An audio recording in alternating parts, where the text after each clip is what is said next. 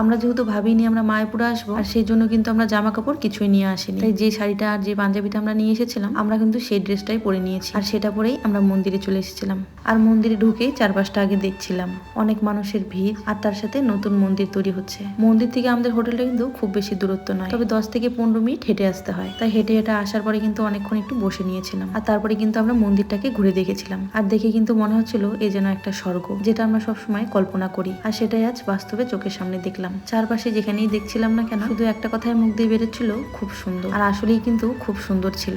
আমার মা কিন্তু একবার এসেছিল মায়াপুরে, তবে বাড়ি যাওয়ার পর থেকেই কিন্তু আমার মা বলে মা নাকি আবার মায়াপুরে আসতে চায়। আর আমি কিন্তু আসার পরে সেটাই ভাবছি, কেন মা এখানে আবার আসতে চায়। মন্দির ঘুরে আসার পরে এখানে বসেছিলাম, বোন আমাকে বলেছিল তাদের একটা কাপল ফটো তুলে দিতে। খুব ভালো ফটো আমি তুলতে পারি না, তবে বলেছিল যেহেতু তাই একটা ফটো তুলে দিয়েছিলাম। মন্দির দর্শন করে আমরা কিন্তু সন্ধ্যাবেলার দিকে বেরিয়ে গেছিলাম। বাড়ির সবার জন্য একটু মিষ্টি কিনেছিলাম, আর তার সাথে একটা বই কিনেছিলাম আমার জন্য। হোটেলে যাওয়ার পথের রাস্তায় অনেক দোকানই তো বসেছিল, তো আমরা ফার্স্টেই খেয়েছিলাম এখানে ফুচকা, আর তারপরে খেয়েছিলাম মোমো। এখানে যেহেতু সবকিছুই ভেজ, তাই আমরা কিন্তু সবকিছু একটু টেস্ট করে দেখছিলাম। ভেজ ফুচকাটা কিন্তু বেশ ভালোই খেতে ছিল, আর তারপরে এখানে একটু মোমো নিয়েছিলাম, সেটাও খেয়ে দেখলাম, সেটাও কিন্তু বেশ ভালোই ছিল খেতে।